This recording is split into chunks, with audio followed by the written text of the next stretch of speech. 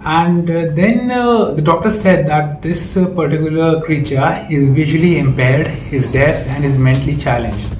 So it was very tough to take care of the dog.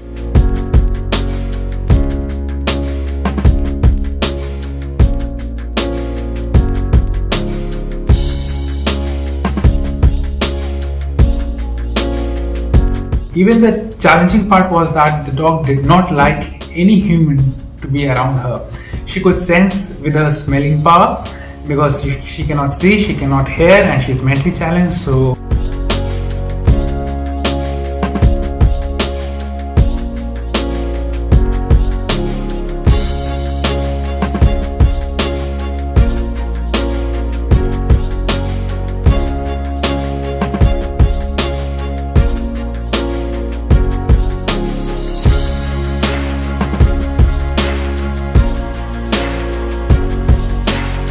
gradually the dog got very comfortable with the robot.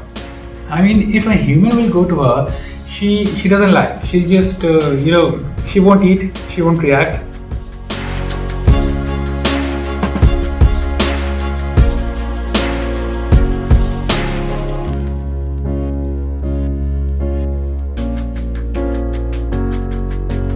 It's a beautiful bond now. I mean, it's just like remarkable. I mean, it's way above my expectations of how beautifully a creature, sadly a disabled creature, I mean differently able creature, is now so much comfortable with the robot, with science and technology.